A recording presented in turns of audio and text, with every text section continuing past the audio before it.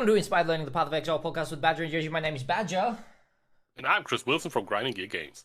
I am joined today by Chris Wilson. How you doing, Chris Wilson? Very good, very good. That's good. Thanks for coming on. Yoji can't make it today because he's got a bit of a cold, but we do have Chris Wilson on, which is going to be pretty exciting to talk about everything to do with Path of Exile. So the first question I really have for you is, why is Path of Exile dying?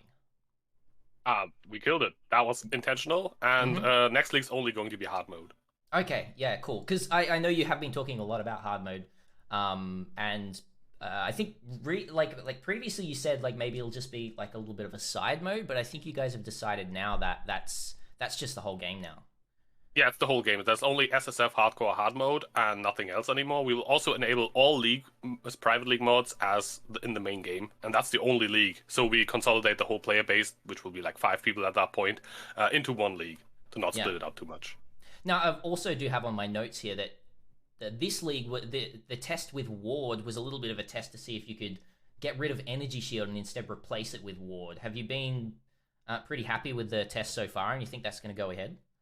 Oh, yeah, we actually decided to not only replace Energy Shield, but also Life and Evasion and Armor, as well as Dodge and Block with Ward. So there will be only Ward. So you can get hit once, and the second time you die. I think that is every 5 seconds, though, which I think is very lenient, and maybe we will like turn up that cooldown a little bit. Great. Yeah, well, that's been the end of the podcast. I think that's all the questions I really had for you, Chris Wilson. So thanks for coming. Yeah. I did just actually hear from Yoji. He can actually make it back. Yeah, I have an emergency meeting. I have to leave now. So okay, no problem. Yeah. Oh, Yoji. Hey, man.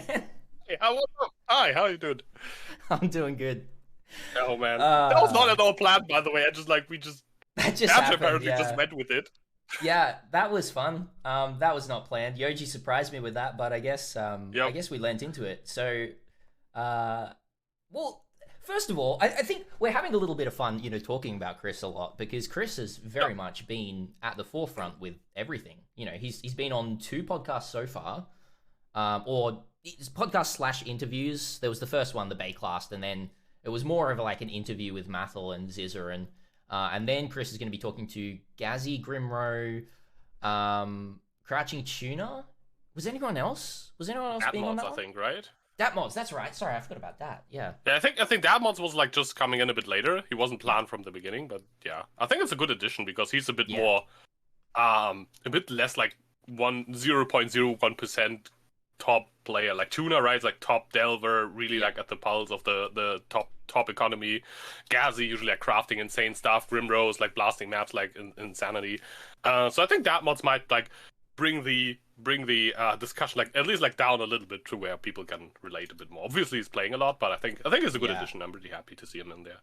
Yeah, and if you have been living under a rock, I'm sure a lot of you know everything that's going on, and if you're listening to this podcast or watching or something like that, you're probably pretty keyed in with all of the news. But GGG have been doing a lot of kind of outreach to the community right now because there has been a lot of outcry on the state of the game. It really just feeling like a lot of players are not really enjoying the game as much as they used to, and there's been a lot of outcry, and GGG have kind of put Chris forward to just answer questions from people, just really, openly, as much as they can as a business. But I think Chris has been, from what I can tell, he's been super transparent, which is pretty good.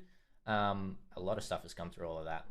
What have you felt on the whole, Yoji, from Chris's presentation in everything that's been happening? I think I watched the Bayclast and this interview, and I think like as in full, and I think the in the Bayclast, I felt like Chris was a little bit less prepared, I think, or like a little bit less. He went just like he winged it a bit more. That's what it felt like, and I think he really just tried to.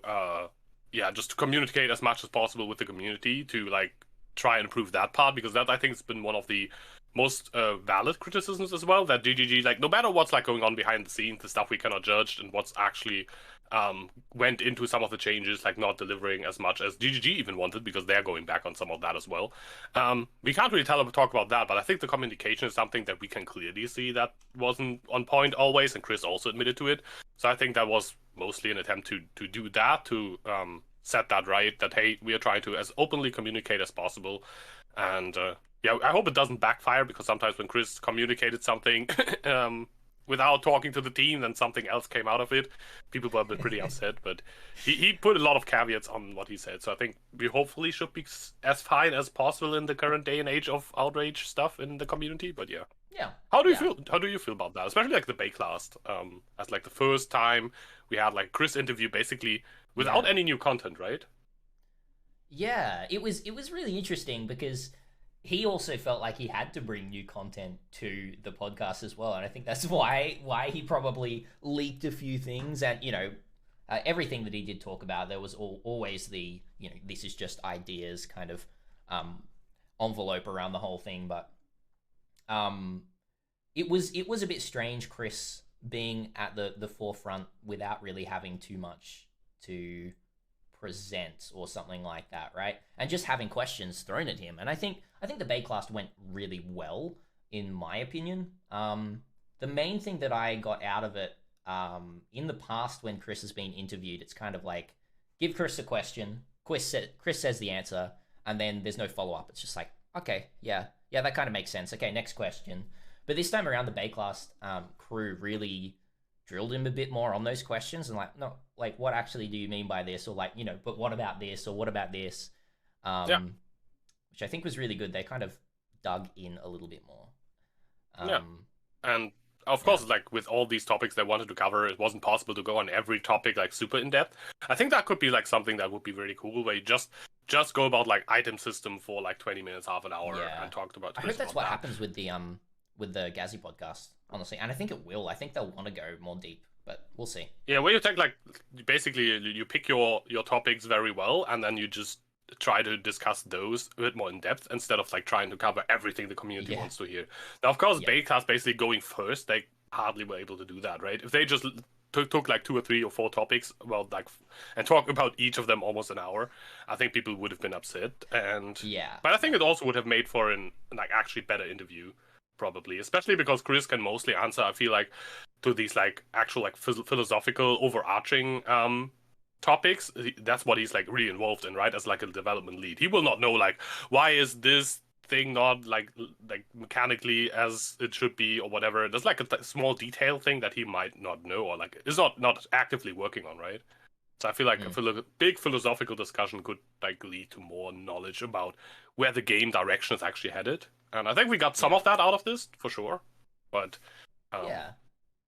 yeah. I think the general But then gist that I got was kind of just like, look, we know that the direction that we're trying to push in is going to cause some issues with certain people, and we're happy to make compromises with things, but we're also not pulling back and just giving in to what the loud people want, type of thing. Like I think Chris said, we're not just going to revert this. Well, we thought about reverting small things, like maybe a couple of the flask changes. Like we thought about that in house, we really did, and we're still kind of thinking about that because maybe we did stuff up there. But you can really get that Chris is like, look, we want it to be this way, and if we take a monetary hit, like that's because we want it to be this way. We know that we could make the game faster and just get more money league after league, by just keeping to do that. I just got a vibe that like they're still very much wanting to head in this direction that they have for the game. And I think it's very much tied into Path of Exile 2. That wasn't really talked about a lot, but I think because they've probably got so much of a solid foundation of what Path of Exile 2, what they want it to feel like, that they kind of have to get it there in time, get the other leagues there in time, get Path of Exile there in time. I don't know. There's a lot to kind of break down. yeah. And what do you think about the Ziz and Mathel interview, which was kind of like Mm, a it felt more like interviewee, and it yeah, also was they had a lot of questions they wanted to ask, and they also got cut short by Chris having to leave like yeah, basically before schedule. yeah, yeah. Um, That was yeah, that how do you was feel about that? rough. Because as far as I understood it, there was like a list of questions, and Chris knew the questions as well, right? Like Yeah, he knew the the list of questions, so he could prepare for the answers for it, so he doesn't have to answer I don't know as much, which I think is a good thing. But yeah, how do you feel about that one? That one was I was still half asleep when I was watching it because it was like pretty early. But I was just really entertained in that. I think mainly because you mentioned before like the Bay class Chris was either felt like he was a bit unprepared or quite nervous or a little bit reserved. In this interview, he was quipping with Mathel and Ziz, and he was having fun with chat and all this kind of stuff as well, and it brought a totally different air to it. So I don't know. I just had a lot of fun in it. That's probably not exactly what I should get out of it, but it was good entertainment for me. Um, I think that one was more where I felt a little bit more of that kind of not defiance from Chris, but more of him just going like, "Look, we know it's this way, but we're still heading in this direction," type of thing. Like maybe we'll make some changes, but we're still heading this way is kind of what I got from him. Overarching, I Yeah. guess. There were some you're playing the game wrong vibes. I think some people Yeah, have there was called a it. bit of that. Yeah, yeah, Where he said like maybe you haven't like figured out the meta yet enough, or like yeah, before maybe you should like try a bit more before you complain type of deal, which I think is honestly not a completely invalid point to have, but it's always something if a developer yeah, says it, it's yeah. always a bit like there have Yes. been people who have been gone wrong. It's not definitely not the best PR move to do that. Let's put it that way. No, he was But very much skirting the line. Yeah. yeah, but I think if this is his honest opinion, I have full respect for him to like saying that, and I think Mathla even backed him up on that. I think Yeah. Mathla is pretty much um on the same page of like, yeah, it's still like it's not as bad as people make it out to be. Yeah. And what I really liked about that is the whole banter and back and forth between Mathel and Ziz, which I think really Yes. showed the divide in the community. Not like in a bad way, but in a good way. It really showed that the community is not one person wanting this. It really showed that there's different game modes, like Ziz playing SSF hardcore, Mathel playing trade softcore, which is like as far apart as you can be, basically. Yeah. And those people will have different opinions and different experiences, and yeah, I think that really was, I think this was actually helpful to the podcast experience as a whole and to the interview experience. And yeah, I think that's kind of good, because a lot of people are like, oh, they just like were busy fighting each other and not like really like taking Chris Wilson on, like trying to push on some issues. But I think that was good. I think that really showed what is actually happening. There's like Chris Yeah. Wilson, he's like trying to please both sides and agree sometimes with this side, sometimes with that side. That's I true. think that really Yeah. showed the dynamic well. Yeah, yeah, I didn't think of it like that. That's true. And Ziz was very much also trying to take on a lot of the questions and mindset that he did have sent into him, and there were a lot. Um, it's yeah, I don't know how I feel about the interview. There were some things that I agreed with and some things that I didn't agree with, and I guess that was the point of the interview, and that also does show the divide. It shows the divide in my head as well, not just the divide in the community, but the divide in my head of like, well, yeah, I do like some of the changes, but I also don't like some of the changes. Like, maybe I can be for and against. Is that allowed? Am I able to No, keep that's hopping that's over the illegal. This fence? is this is the internet. You can be that's just black and white. You can be either 100% for something on the side or 100% against. There's Yeah, no there's no in between. It's the internet. You can't just have a nuanced opinion in here. That's yeah, yeah. True. All right. Well, yeah. yeah. Uh, yeah. Look, I don't know. I think it's a really interesting thing that Chris is doing, or GGG is doing at the moment, of communicating a lot more. But I think as you said, like sometimes there's small little slip ups that can happen with things that Chris says or something that does cause issues or comes across in the wrong way, and that's why they've expressed like they've been scared over the past year to really have too much communication with the community because of that thing, and now they're reaching out again. So Yeah. I do It, just it's hope that it doesn't backfire. Yeah, I mean, I think it's pretty clear. At least to me, it feels a lot like that. That basically Chris decided that they're not putting like other people to the forefront. He's basically tanking everything now. That's what it feels like, right? Like he's Yeah, he's stepping in front of the camera and basically like taking all the community blame and whatever, which I think is honestly not a bad move. Like if he just basically says like, "Hey, I can take that. I don't mind if people call me names." then yeah, do that and protect the employees behind him. Yeah. Because what he's also said a lot of times, like in the interview, that he thinks the team is doing an awesome job. I think he mentioned that quite a few times. Not as quite as oft as hard mode, but like probably like the second thing he mentioned was like how awesome the team is and that he really stands behind their work, and that he trusts their decisions so that he does not have to micromanage and overview everything. Right? That's what he always mentions, and yeah, I think he's probably right, and I think the team is actually doing a fantastic job overall. Yeah. So he's Yeah, I basically think just so. like become the tank, which I I think think that's so. that's what like the face of the company CEO whatever. You do take the pressure for like a good like leader in the business sense takes the pressure for his employees, right? So I think Yeah. he's doing a pretty good job at what he's supposed to do Yeah. in some sense at least. I think so. Yeah. I guess my next question to that then is, um, how, how much is GGG paying you? Because obviously, Yoji, like you saying these things means that you're a shill, right? Yeah, Um, I did and get the ExileCon mystery bag thing for free. That's why I'm like oh, positive okay, now. yeah, yeah. So Yeah, yeah, because yeah. I literally actually got that for free because I don't have a credit card, which is not very common in Europe. So I was like, and they only had credit card payment. They were like, I was like, oh, Oh, I guess I'm not getting one then. And then like someone reached out, was like, okay, since you did so much for the community, you can have that one for free. You just have to oh, pay sick. customs.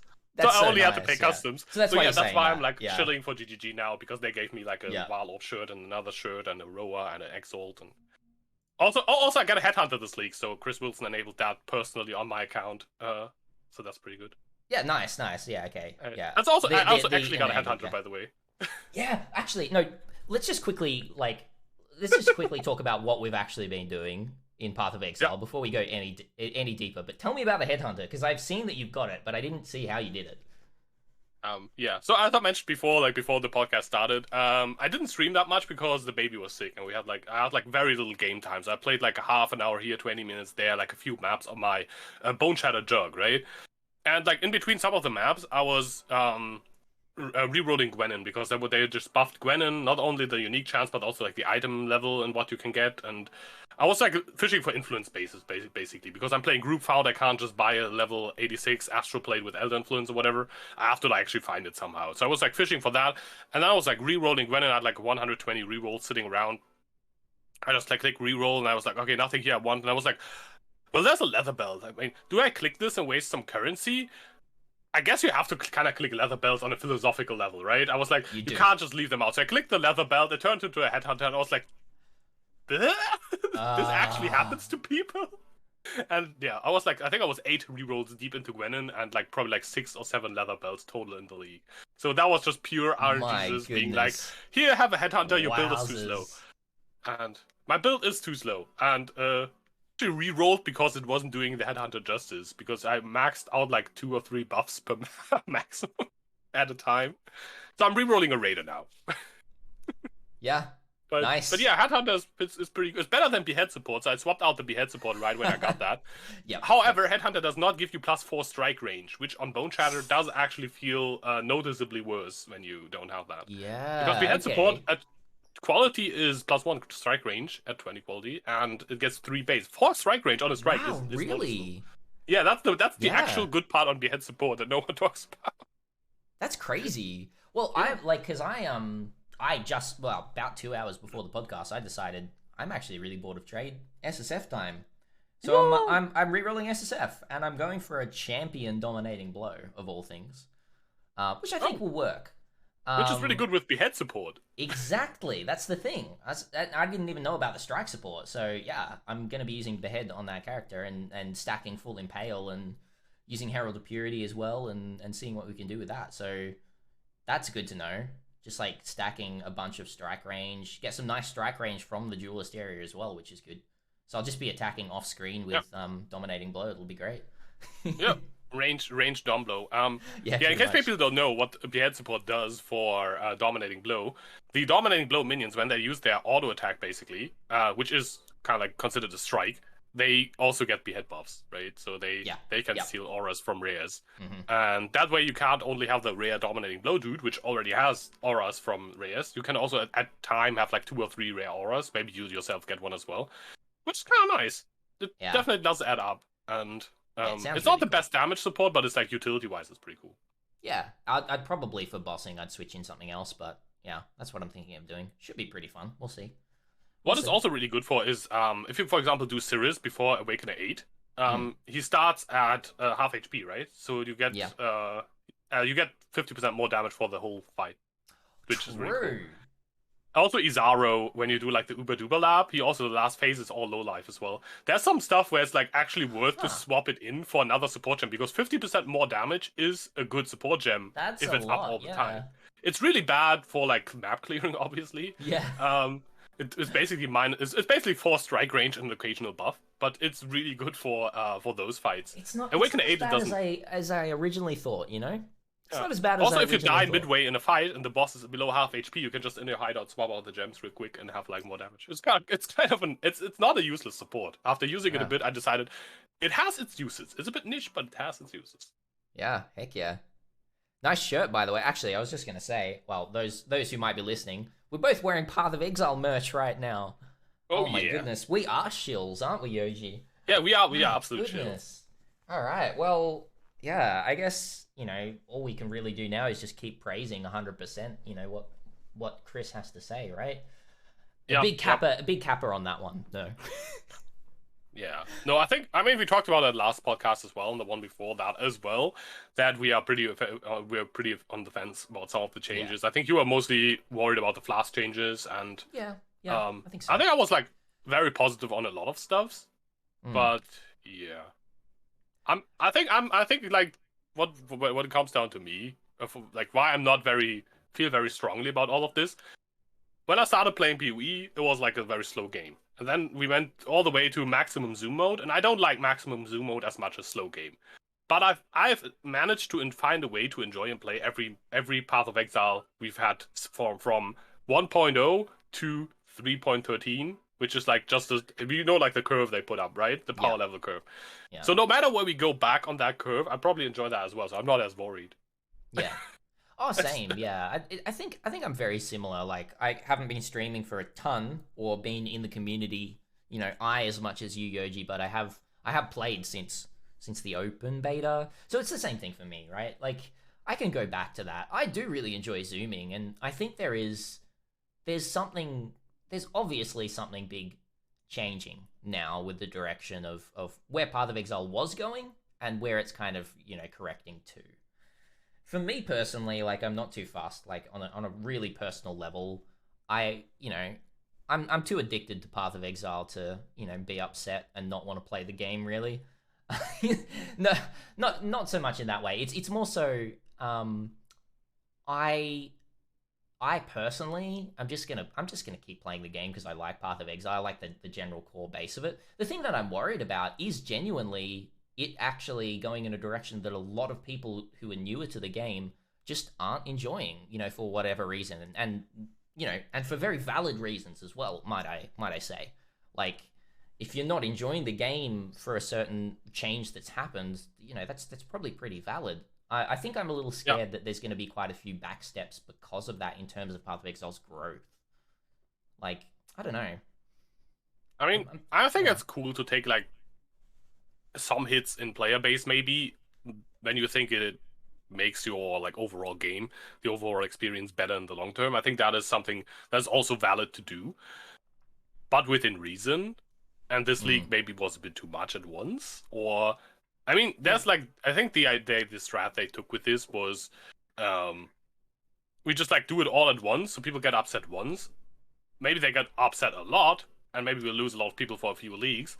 But if what they could have done instead, they just like a little bit one patch, a little bit next patch, a little bit next patch, mm, and dealt with it over like 1.5 years of not as loud bitching, but enough bitching. You basically yeah, have to make a decision what you think is worse. And I think they decided to just like instead of like taking one finger and like another finger, they yeah. just I chop was off the gonna whole use arm, I deal was with gonna that use a body for harm thing as well. yeah. An analogy. You beat me to it though. Yeah, And then just like chop yeah, off the whole arm, like band-aid it, get used to it, and then be cool instead of like tiny chops until you're okay. Now the arm's done. That doesn't work. If you like yeah, that or not, if you like that, I think there's like a lot of valid criticism, and I think this patch in particular is not very yeah, good. I hope they can like fix it a bit because I think build diversity has been one of the main criticisms that I can get behind. That it is a bit low now, but people also act a bit like that this is now forever what it's going to be like, and that I think is Yeah. not true. Just because we had a few patches where build diversity was low, and there are people always get so hung up on like what build diversity means and doesn't mean. I can clear X map, Y map. Kind of, it doesn't mean tier 10 maps, doesn't mean tier 5 map, doesn't mean campaign, doesn't mean Uber Elder, doesn't mean Maven.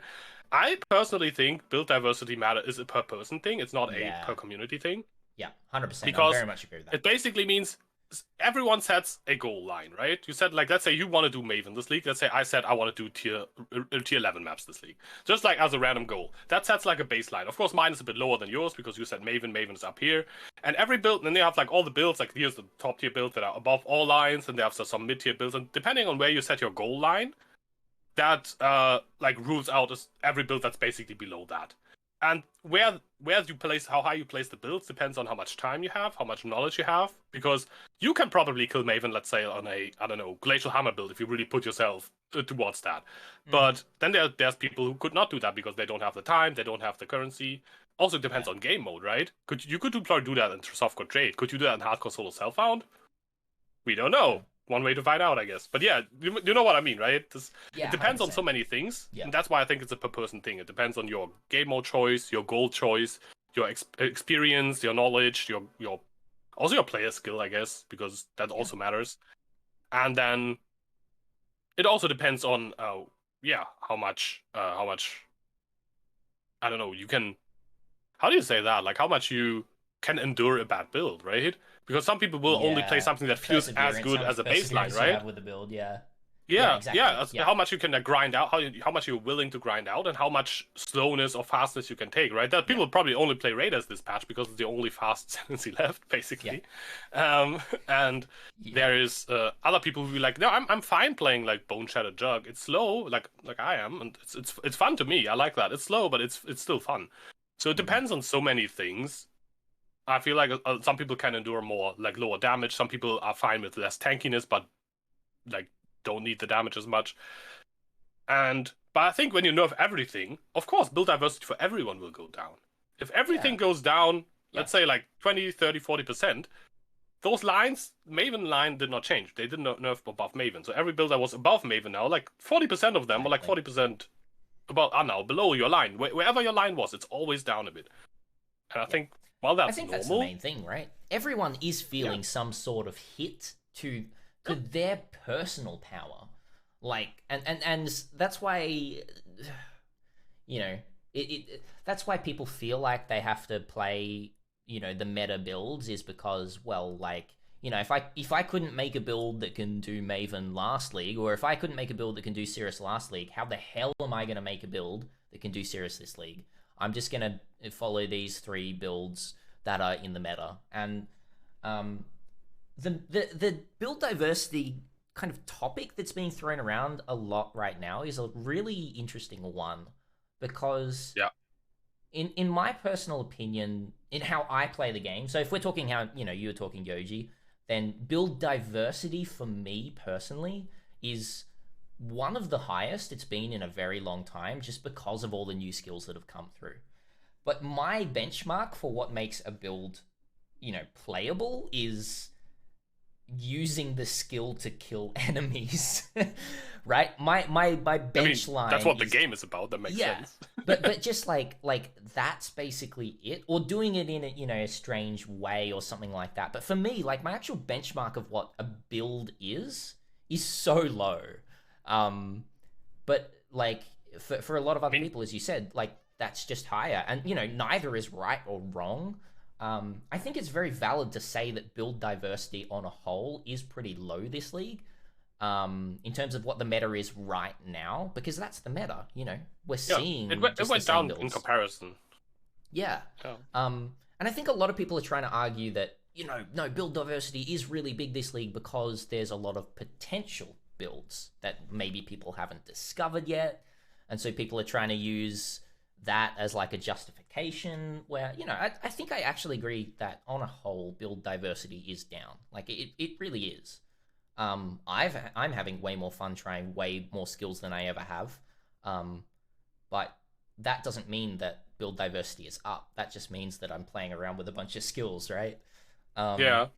It's like it Yeah. depends on what that's why you basically set your baseline to like I can have fun in like white to yellow maps with this and try something interesting. That's your baseline. And that a lot Yeah. of skills fall above that cutoff line, a cutoff Oh point. yeah, I'd say And I most think skills in the game do. In yeah, like white to yellow, white to low yellows, and so that's my baseline is like yes, all skills are viable. Let's go. yeah. And I think that's Yeah. what showed in the Mathel and Zizaran interview as well, quite a bit because Mathel is, I mean, he is doing a crap ton of very different builds every league, and this league as well, like no exception. And yeah, he said he's kind of fine with the build diversity, but his Yeah. cutoff point is I can do the endgame bosses as a glass cannon with very high player skill, Yeah. and yeah, in softcore trade. Yeah. And Ziz's cutoff point is I want to do all content SSF hardcore. Yeah. And I think that is a very different cutoff point, and I can see Definitely. why Ziz feels pigeonholed into a lot of very few builds because he ruled out like 99% of the builds by setting his cutoff point so low, and that's also Yeah. one of the main challenges for GGG going forward. That their player base has these very vastly different experiences, and they kind of have to get them all somehow into one game where they balance it, right? Yeah. And I think I think it is valid for SSF hardcore players to ask for a bit more build diversity right now. I think that's a very valid Yeah. thing to Yeah. ask for. But it's also valid for Mathel to say, yo, if you're a softcore trade and you have decent playtime and a lot of experience in the game, like he has, which maybe not quite as much, but if you've been playing since like 1.0, like actively very engaged with the game, you're playing softcore trade, you should probably find enough builds to keep you engaged for a few weeks. Otherwise, Yeah. you're kind of maybe exaggerating the problem a bit. And I think that's also very valid. I think both had valid points. It just depends on where you are in the whole, Yeah. I don't know, network of PoE builds. And yeah. We love to sit on the fence, don't we, Yoji? I'm trying to get off this fence, but I don't know. It's comfy up here. It's great. Oh, Look down on other peeps. yeah. What are you guys doing down there? No, no, no. What's going on down there, plebs? Oh dear. Oh no. Now we're No. gonna get called out. I mean, for me personally, build diversity is a bit down as well. I mean, I Yeah. rolled Absolution first this league, was like, ugh, can't clear white maps. That was before the buff, but yeah, I couldn't clear white map. That's definitely a cutoff point for me. If I can't comfortably clear blue tier 1 maps, no, that's not a build. That doesn't work. And it was not a very, like, crazy, like, meme build or whatever. I just played Absolution as a Guardian, Yeah. kind of like the intended way. But then it got buffed by 400 bazillion%, so that's probably why. And, yeah, Bone Shatter I was fine with. I didn't like Eye of Winter, for example. I know you had a lot of fun. And I had you a lot of recently fun with played. Winter. Yep. You recently played Firestorm, I think. Didn't you invest like a bunch of exalts every day I've been playing a Firestorm? different build. But yeah, so I've been playing around with Firestorm, and the alt quality, the anomalous one, gives even more damage to the initial hit, and then reduces the duration. So just trying to scale that with like enhance and like a bunch of other things, and I want Firestorm to be good, but it's still not great. Anyway. But it was That's fun one to of play the around best with. MTXs. Yeah. Also, Oh, I it's didn't really know cool. that you could make Fireball instant. I think that was the coolest thing about that video that I didn't know. Yeah. If you go negative, was it negative proj speed, right? It's So you go below less than 100% 100% reduced. So it's and not then you go get technically infinite negative, proj but speed.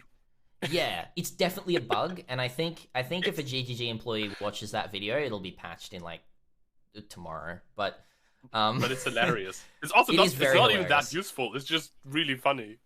yeah, Did you is it useful? No, I don't think it's useful at all, really. did you test Like, what happens if you have like fork or chain or something on there? they do fork and chain. Yep, Like instantly, boop, boop, boop, boop. instantly. Yeah. That's super cool. So I guess that kind of works. But yeah. So yeah, in case you don't know what happens, if you reduce at least Fireball, I don't know if it's all projectiles, but Fireball has an alternate quality that gives you reduced projectile speed, right? Mhm. So you can get that with a lot of like enhance and stuff. I think you use the Cane of Cooler Mag as well. Yeah. To more than 100% reduced projectile speed. So basically negative projectile speed. And when you do that, there's no Fireball anymore. You cast and the Fireball instantly arrives at where At like its the destination. next collision yeah. destination Either the is. wall or an enemy. Like it'll travel. Well, it doesn't travel infinitely because of how the game works, but the speed is infinite speed, which is the weird. speed is infinite Some speed. sort of overflow thing happening. Yep. Yeah.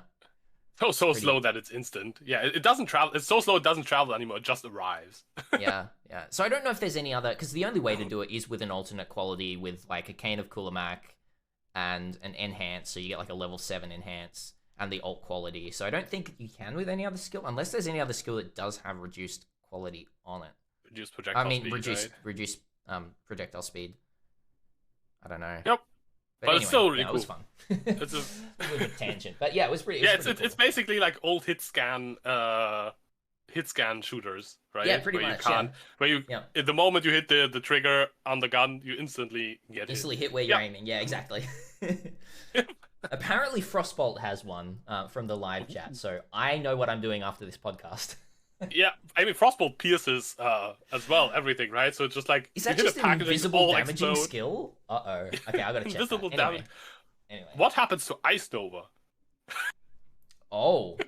To cast on an invisible infinite speed Frostbolt? Okay. Yeah. Yeah, alright. Okay, well, we're gonna be doing some tests after this podcast. But anyway, I had a point that I was gonna talk about, or kind of like a hypothetical. I was just thinking as you were talking about, map progression and, whites to early yellows. I think this is pretty well shared with a lot of people that around about the Awakener level 3, which is around about like early to mid yellows, right? You hit this kind of wall where you're like, wait, my build's not really actually doing that much damage. It was kind of coasting until now. On a lot of builds, you feel that way. I think I've shared this Yeah. with a lot of people, and they've said, "Oh yeah, yeah, that I definitely feel that." I think Awakening 3 is what it was? Awakening 3 Watchstones, right? 3 watchstones, Watchstone? or 3 two Watchstone Conquerors. watchstones actually. I think is what I'm thinking. Okay. Two Yeah. watchstone I sockets. actually found out a bit later, usually. For Bit me, it's later? usually Yeah. 3 Watchstones, and the 3 Watchstone Conquerors usually when the first time I feel like, ooh, where's my DPS? That's usually what Yeah. happens. And Yeah. this league is obviously worse because we have less damage, but it's Yeah. always been like, it's like tier 11 maps for me. Mm. That's usually where I hit, in SSF at least, where I hit a little bit Yeah. of a wall. Tier 11. My damage is a definitely, bit yeah. low. 11, I had 12. like a 10-minute Conqueror fight against Veritania Heck yeah. with 3 Watchstones because she decided to always keep my character. I was playing a strike skill, right? So she decided to always do like the spinny thing whenever I came up, and then she always did the machine gun, and then she does a looping slam, and then she never went into just like hit me because I could tank some of those hits. But she decided When to she max does that, do it's like so one annoying. swipe. And then whenever she was doing the swipes where I could attack her, she was standing in the storm. So I was just like, I just couldn't attack her anymore. It just wasn't working. So I fought her. I was barely Yeah. slapping her ES off, and then I was like, okay, I guess I have to go away again. Yeah, so that's definitely where I hit a wall. But yeah, I think some people Yeah. hit it maybe a bit earlier, but for me it's like definitely 3 Watchstones. Like tier 9, 10, 11, Yeah. 12, 13. I think like it's definitely because of a lot of things, right? Like I think the main thing though is probably, especially in Trade League, you're kind of coasting. You are coasting when you get to maps in most situations. This league was a little different because, maps just felt a bit harder with the Act 1 changes to the mobs and everything like that. Changes to the Act 1 mobs, I should say. Yeah, the Goldman Because slapping there a are bit there harder are a and lot stuff. of them that appear in like Act 1 to 3 maps and that sort of thing. Anyway, but you're kind of coasting. You don't really ever upgrade your gear until you hit that wall. And when you hit the wall, like you hit it fast and hard. And I don't have solutions to that, but like it's I have at least instead of one. like, first Conqueror taking 1 minute and then you realize you get to this Conqueror and it's taking like 10 minutes, like is there some sort of balance that can happen in the early maps that make you want to upgrade at, smaller intervals and make that progression a little bit more understandable to people, I guess? I don't know. I mean, It's just I think like I'm obviously hitting that wall a little bit later. That could just Yeah. be me perceiving low damage a bit differently. Maybe for me, low damage is like I feel bad about my build basically later. That could be Yeah. one thing, right? The other thing could be Yeah. because I'm playing SSF. Obviously, I think I have probably worse gear when I get to maps than trade players have. I think it's pretty fair to assume because I'm often using item stamps that I used since like Act 3 or something. Like any half decent rare, I probably have movements 20% movement speed boots max, and like the crafted is like the top end. And I think I don't hit as much of a hard wall because I keep constantly upgrading during early maps. Like 1 to 5 tier 5 maps, I keep constantly upgrading in SSF because I will find upgrades. So while I think my overall power is probably low, I think my transition is a bit smoother, and that's why I Yeah, only really hit the wall that's true. at like 3 watchstones, because that's where the ramp up of like monster HP. If you look at the monster HP curve, right, it's really like tier 10, 11, 12 is where it really catches on, and then to like 16s is like exponential. So yeah, maybe that's why. So maybe trade players should just upgrade their gear a bit more often. Yeah, and I'm trying to think of why that happens, and I think the main thing is probably like, well, we kind of get told a lot. Everyone in the community gets told that like when you drop your big ticket, currency item or something like that, then you can buy your gear. Rather than like you can very early, like you can pick stuff up off the ground and do better, but we do just get told that you can't. Well, okay, maybe not pick off the ground, maybe find from league mechanics and that sort of thing, because the ground's still not that great. But In SSF, you can actually pick it off the ground. yeah, no, even just But in Act One, like I was just playing through SSF in Act One, and I was just like, I did like the league mechanic. I got like 5 items that were like good for my character, and I was like, is this what Path of Exile feels like when you look at items? What? it's um, actually it's actually fun. yeah, Like a little bit of side tangent. Are you excited for hard mode? Would you try it? yeah, I'm definitely gonna try it. Like, and I tried on trade. I think.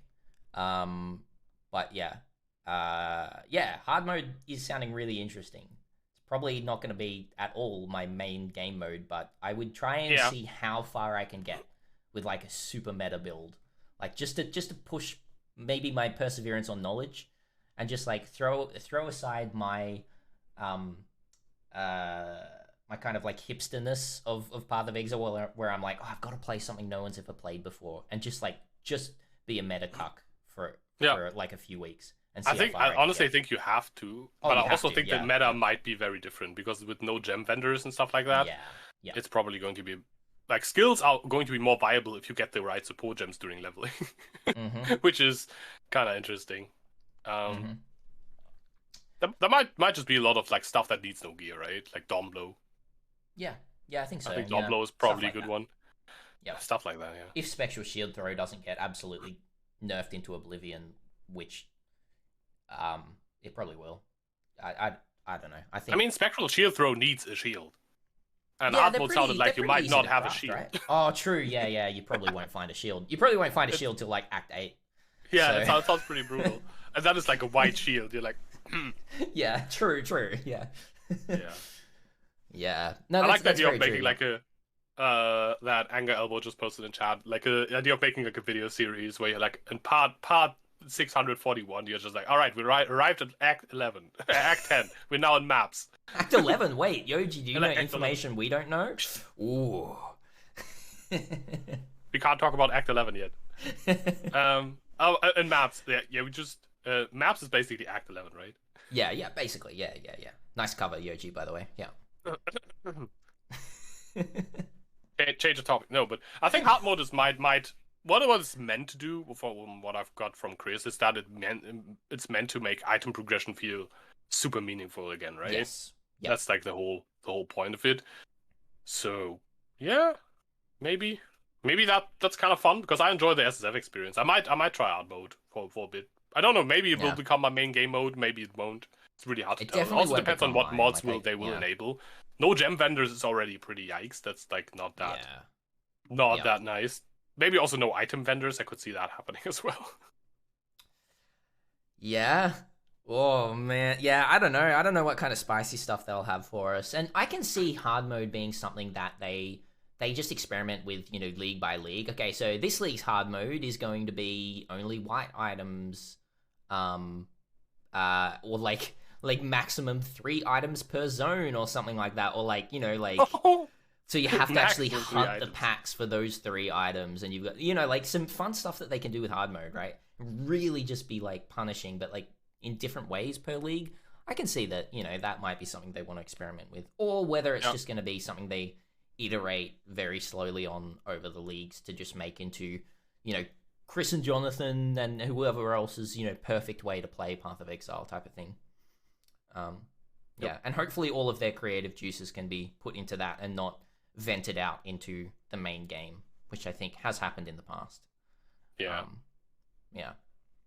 Yep. No, I think it's really good. I think also, especially the people who want a faster game, should actually be excited about this because Mm. this might basically make everyone who wants a very slow game happy, so they just don't stop asking for slowing down the game, and then the main game can be relatively fast Yeah. without like losing the people who want a slow progression scheme. Yes. I think Yep. SSF has done that in the past until we got like so crazy fast that basically SSF for people who play a decent amount of time Yep. or have a decent amount of experience is crazy. Like I managed to like on the ritual patch, which was probably the fastest PoE has been ever. I got to level 99 with like 2 hours played per day, like less than 2 hours played per day in Hmm. SSF. Like Yeah. fuck. I think Yeah. that is a pretty crazy game. I did the feared. I did like every single got every single Atlas passive. Yeah. That that's pretty crazy. Yeah, I've played the game for a long time, but I didn't invest that much time. Yeah. And it's SF. It was not like in trade that should be definitely be possible, right? Yeah. Yeah. Definitely. In SSF, yeah, that to me is a bit much in SSF. I think that's too fast if you're playing 2 hours. 2 hours a day. What, you probably did it on like month two, like end of month two, or like end of month and a half or something, or It was like week 9 or 10 of the league, so yeah. Okay. it was Yeah. like I played most of the league for Yeah. that. Yeah. Yeah. But Yeah. also That's pretty I fast. enjoyed Yeah. most of the league, so that was the fastest the game has ever been and That's true. whatnot. Hey. I Yeah. still enjoyed that part of the Yeah. game a lot. Yeah. And that's not to be So yeah. overshadowed, right? Like there is I think the reason a lot of people are frustrated is because there is a lot of enjoyable stuff to be done at the very end game, and if you're not doing that, it feels like you're missing out on that fun. You see streamers who get to play the game 10, 12 hours a day, you see them doing the high content, and you can't do that, or you hear from your friends who are higher up in content, um and you can't do that and that sort of thing, right? Like that must just feel like you're missing out on fun. Like, as much as I can try and empathize with that, that must kind of suck. Yeah, Yep. it's just fun up And there. also It is. a point that Zizarin made that I think is very valid for like gear, but also I think is very valid for content. Basically, if the next upgrade or the next tier of content feels out of reach, you stop Mm. playing. You don't stop Mm-hmm. playing because there's nothing more to do. You stop playing when you think there's nothing more you can reach. That's very And I true. think that Yep. was a very, very good point where people are like, because Chris always talked about like once people got perfect items or reached all content, they will stop playing. But people will stop playing when they get to, let's say you're, for example, reach tier 11, tier 12 maps, you hit that wall and you grind and you grind and you grind. You feel like I'm not overcoming that wall in like the next 4 weeks, and I don't really Yeah. want to stay at this point for that long. I'm just gonna wait for next league, see if that's better. And I Yeah. think the True. same happens, of course, for items. When you hit like an item that is pretty good, and the next tier would be, for example, in trade, like you bought an item. I think that happens actually a lot in trade. You buy an item for like say like 1 exalt, you got a lucky exalt drop or maybe two. You buy a 1 or 2 exalt item. The next meaningful upgrade will be 10 to 20, Yes. and then Oh, after that, that's the like next meaningful will be like 100% in trade. 80. Yep. And Yeah. It I goes think from a lot like of one chaos, two chaos, five chaos, 10 chaos, one exalt, 10 exalts, a mirror. Not quite, probably yeah. not that big a jump, but like it is very exponential in the amount of money that you pay to upgrade gear in trade. Definitely. Yeah. Yeah. Because let's say you have like a 2 exalt item in your slot. Buying a 3 exalt item is not going to make a meaningful difference unless Yeah. you like, for example, it helps you to balance Wise Oak, like hit some breakpoint, right? Yeah. But if you don't hit a breakpoint, it's not gonna do that much. And I think a lot of people stop when they have like, let's say like 1 exalt item in each slot and maybe like have 1 or 2 5 exalt items. That's when a lot of, let's say, invested, engaged like players who play a lot, I think that's where kind of like they stop, because and usually you Yeah. can do all content at that point anyways. Yeah. Yeah, definitely. Yeah, someone brought up a good a good example, like a two notable large cluster compared to a three notable large cluster. Like the difference there Yep. is one single modifier, and the price difference in trade is, well, I guess in SSF there's a certain price to that as well. How much rolling you do on it, how much time it takes you to get that as well. Yeah, there's a harvest certain basically. price there to get that extra one modifier, and that just really kind of sums up that kind of exponential growth there. And it's a really good point, Yoji, that I guess is said as well, is if it really does, if that next goal, that next upgrade, that next boss feels too far out of reach, then what's the point of spending the time to get there? Yeah, that's a big problem to solve, though. There are many levels to that in many different ways, but yeah, I can very much feel that. Yeah. Yeah. Anything you're excited for? What Chris announced? Yeah, Like Chris leaked and announced a lot of tiny things, and I'm trying there's not to be definitely one too I'm very excited, excited for.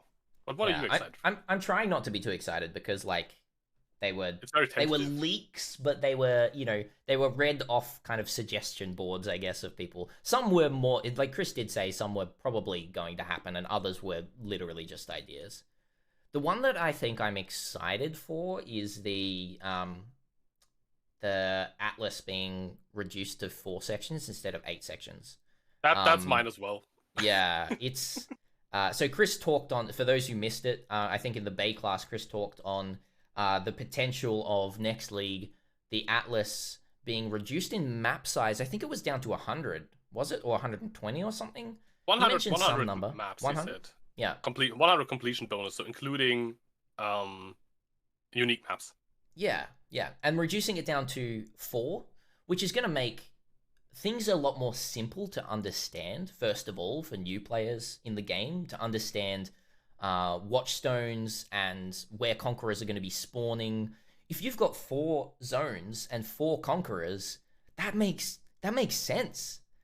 And then you put the watchstones in, and then all of the maps are higher levels, and then you run them again, and then you put the next watchstones in, and you run it again, and you don't have to juggle or leapfrog or this kind of stuff. It's I'm very excited for that. Not from a personal perspective, but from a game perspective, from newer people understanding what happens when getting to maps. I think, yeah, I think it's going to be good if that does happen. Yeah. There's a caveat there. Yeah, if that does happen, they're gonna do it. I really hope it happens. It sounds like a very sensible thing to do. It's actually been what I've been asking for since the beginning of the freaking Atlas changes, because I was like, the Atlas feels good until the first series, and the rest feels like a slog to me personally. The first part is like, okay, I'm in tier 14, 15, 16 maps now, and then all the other stuff now is just collecting more watchstones that do the same but for all regions. Yeah, and I never liked that. I never liked that. So I think that's really, really cool. Did he talk on specifics? I can't quite remember in terms of how progression does work from that point, because what that means there is that's 16 watchstones, right, instead of the 32. Yeah, they have the watchstones. Awakening 4 would be the cap then, unless what they could do is they could just basically double the bonus per awakening level. Yeah, and then you have something like that was mentioned. I can't remember. Then you have at Awakening 1 you're basically at 2, at Awakening 2 you're basically at 4, and at Awakening 3 or Awakening levels 6. go up every 2 watchstones instead of 4. That could work as well. That could also work, yeah. But that seems a bit odd. It kind of makes thematically sense to have one set of stones is like one Infinity Gauntlet, right? It's one it's one +1 to whatever. So they could just up that. They could also just cut Awakening bonus in half. That would be a power level reduction. They could just go basically say, we gave you the reduction in grind, but your top end is nerfed. I see number go down and I unhappy. I mean, yeah. Come they on. Could still do that. I totally take a shorter Atlas progression for that little bit of power. I'd be happy. Yeah. But yeah, I think what they could do whatever. They could also they said aspirational content is important to them, so I would be surprised if they took down the awakening level.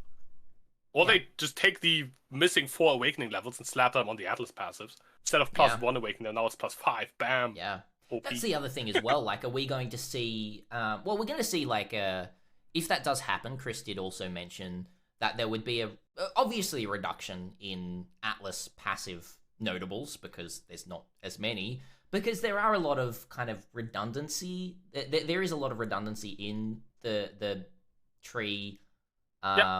These are Chris's words. I don't know if I fully agree. There's a lot of fun stuff to do with things, but I think there's places where you can just basically put 2 modifiers together, right? So maybe we're just going to be seeing more power out of each individual, Atlas Ascendancy passive that we get. The breach one could just be double as effective. You're getting the faster breach going out and in, as well as 100% increased chance for bosses and 100% increased density, and like we could just be getting a lot more power per node, which could be pretty fun. What I would actually prefer to see is if they we had more nodes per passive tree, and we Yeah, had basically more choice, but not more power.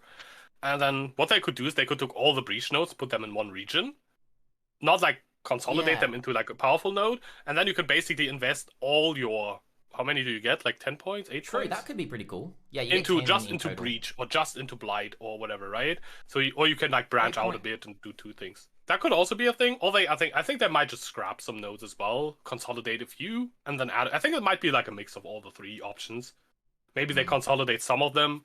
Maybe they'll add on some of them, and then some will probably just get cut because they're not that interesting or fantastic. I could see that happen. It's never gonna happen. Just number one because of dev time, and number two because like people get very attached to Atlas passives. But I want everything to change. I just want them to remove everything and just add redo the whole thing. Just everything. Like I just love shake-ups so much. So like it'll never happen. But like yeah, it'll be fun. How do you feel about not all maps being there always? It's a good question. I think. And what if they leave all the cells maps in and take out all the plateaus? Yeah, that's the thing. Like that's what I was gonna comment on, like in a less memey way, but like I think there could be some leagues that just feel better than other leagues just by default because of the map selection, because of, what we've known from the past of having access to everything, but I don't think it's too much of a problem. I think I'm thinking too much into it, right? And I think it could mean that there might just be a bit more variety to each league because maps would shuffle around. I think, yeah. I think I feel that it would be more of a problem than what it would actually be. Okay. What about divination cards? True. This is something that was brought up and well, brought up after the fact. I don't think it was talked about on the podcast, but like that's pretty scary to me. Is if this was to happen, in my opinion, the only way that it would happen is if all of the div cards could still drop, and they would shuffle around some certain div cards into other maps or something like that. Like there would not be any div cards that would just no longer be target farmable. I find that pretty scary. But yeah, I think a lot of people would not enjoy that as well. I think there's definitely, especially in the SSF crowd, that would limit build diversity as is, because, for example, I mean, the good thing is that a lot of the target farmable stuff, there is, for example, Chevron is a map boss in several maps, right? Mm-hmm. So you can always farm Shavs, unless they take all the Shavs maps out. Yeah, that's true.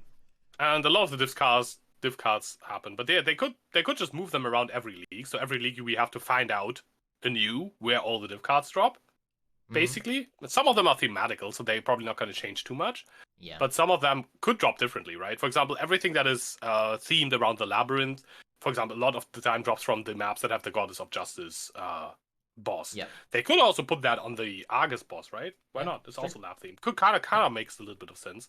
Or put it into the lab for a league, because lab's not going away at the moment, at least. Yeah. I personally think I would like that. I mean, what they've done before is when the Zana map mods would swap around, and some leagues we would have Nemesis, and there would be more Headhunters. Some leagues there would not be Nemesis, and we have less Headhunters. I don't think they would shy away from just cutting out div cards. I think they would probably just shuffle the maps around, and guess we have less maps to farm doctors now. Well, what about this then? What if, you get to maps, right? And you pick up a map, and it's just called map. And you're like, what? And then you put it into your map device, and you get to choose from 6 tier 1 maps. And then when you choose that map, that it gets locked in, and that's on your Atlas. And that's not going to work. But I was trying to meme. Honestly, that would be kind of Omega cool. It would be pretty cool, right? Build your own Atlas, but then we would have the whole problem of, trading, I choose channel map over pit map. Now I screwed my Atlas because I can't farm pit map, which is now the best map in the game right now. True. Right? Do you have to have an orb of redoing, making, whatever, unshaping? Again, it's like the same. I would like that, where you can build your own Atlas. We could also build the connections, maybe even. That would be kind of cool. It would be really cool. Yeah. Now, why did I say that? But that would also bring back the whole problem of you ruined your Atlas, right? Like you have the wrong connections. But then GGG can say, guys, that's your fault. That wasn't us, right? They can just say, God, you stuffed it up. It wasn't our fault. Yeah. But then you have to watch the Carve have like a 568.9% more efficient Atlas than you, and Yeah. But feel then, bad about that's more yourself. YouTube content for us all. We can, we can all have videos on efficient sorry, efficient YouTube strategy, efficient Atlas strategy. Efficient YouTube strategies. Have clickbaity thumbnails, clickbaity titles, everything in caps lock, and a face like this. Yeah, that's all I do. I just make those faces and get clicks. It's great. No, no, no. But speaking back on the changes of div cards, I think, well, if it did come through, I do hope that all div cards are still target farmable in some way. That's all I could really say. I kind of would like if it rotates a bit. I like rotatos. It was mentioned that they thought about like maybe rotating some of the base core league mechanics a bit, that they wouldn't have torment in every league, whatever. And then you can still use Atlas passives to force them when you really want them, right? There's like still these Seance where you have 5 ghosted mobs. If you really want ghosted mobs for some reason, you can have them. I personally am also in favor of that. I kind of like the idea of having rotating stuff.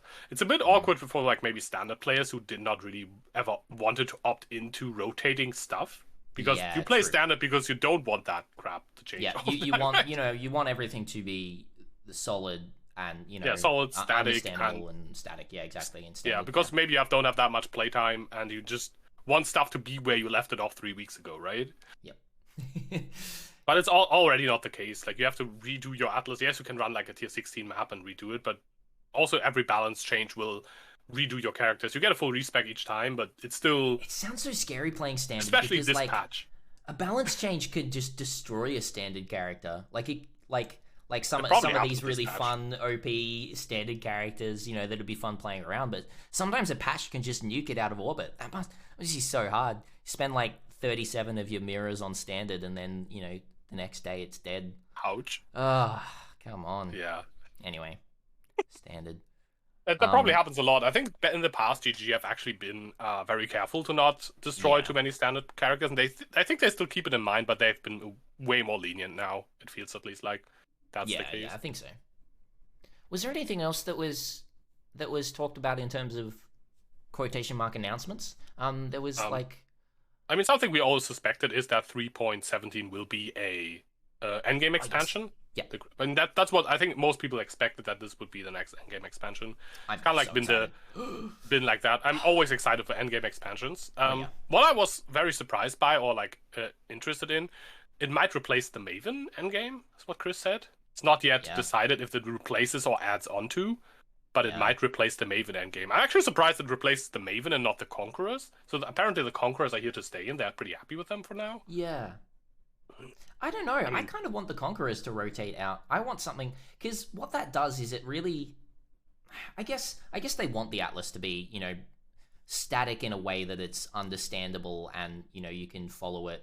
And it's just not constantly changing. You constantly have to relearn and everything like that. But I kind of want that whole thing to change. I really liked it when it changed from, you had just like the Shaper, and then you had your Shaper and Elder influence on the Atlas and everything to do with that, and then it changed to the Conquerors, and now it's feeling a bit static to me. I kind of want that whole thing to change and something else, but we'll see.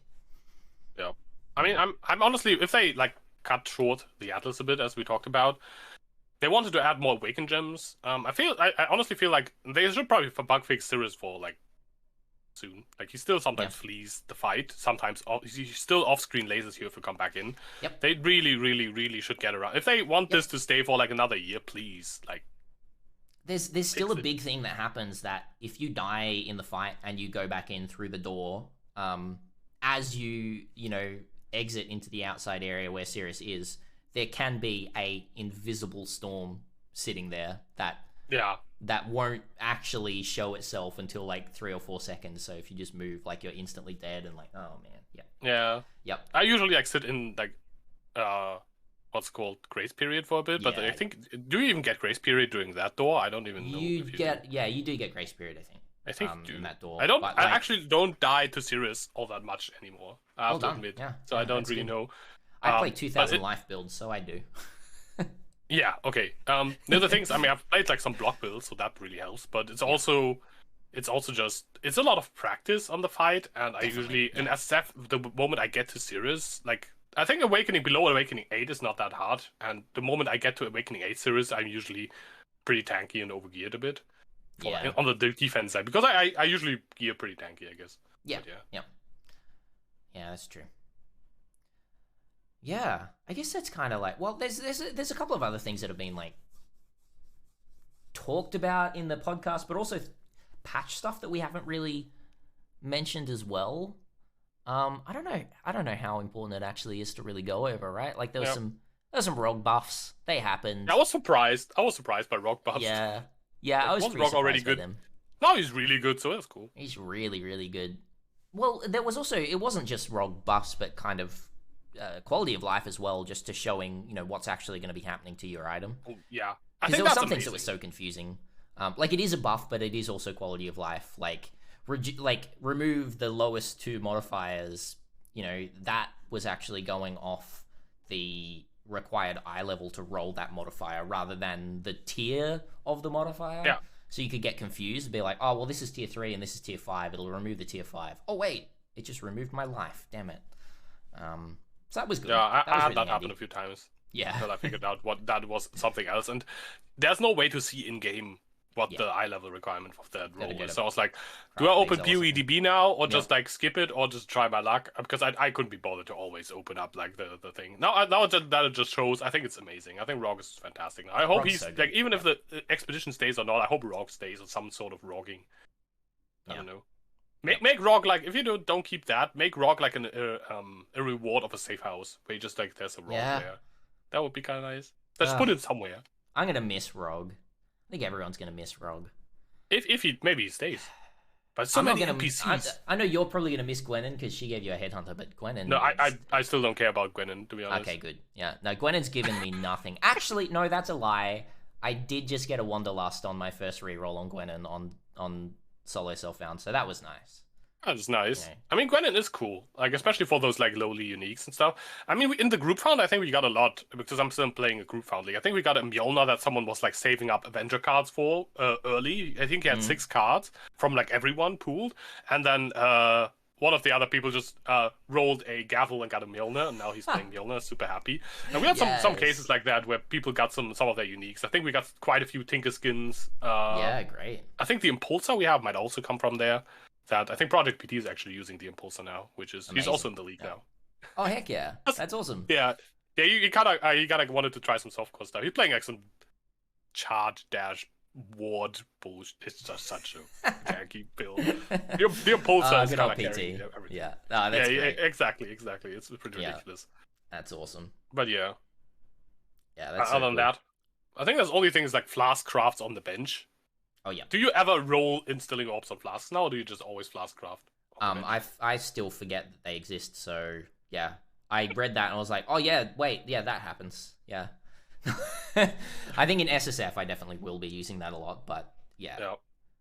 How much are they? Are they expensive? The orbs? Are they instilling orbs? Are they expensive on Oh trade? no, no. Like I have about 100 instilling orbs, that I've just dropped, and like 50 in kindling, and I think a lot of people are the same. Like they do, if you do content fast on standard, they will just drop a lot.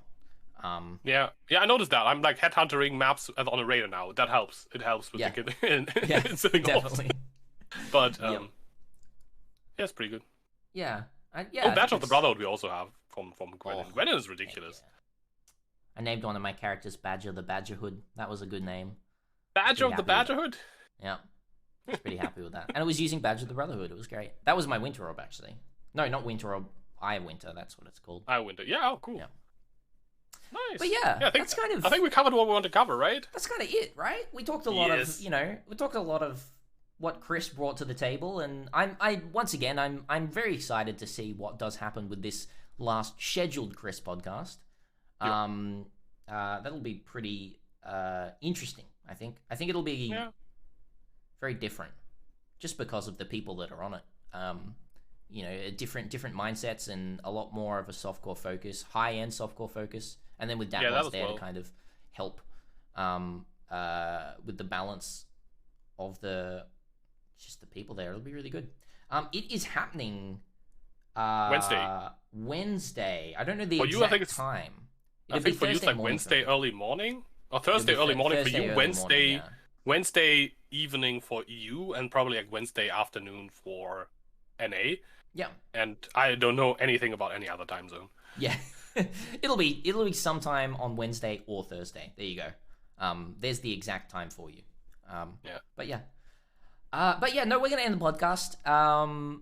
That has been us. So thank you for listening, and I hope you enjoyed the very short presentation by Chris Wilson at the start. That was so silly. Cough, definitely real Chris Wilson. Yes. No, yes. but thanks for coming, guys. This will be uploaded on my YouTube channel as we're still trialing it out over there, seeing how that goes. So yeah, if you came in halfway through, you can check it over there. But that's it from us. So thank you so much for coming, and as always, I'm not going to say the line because I'm really going to throw Yoji off. See ya. Oh, no, that's illegal.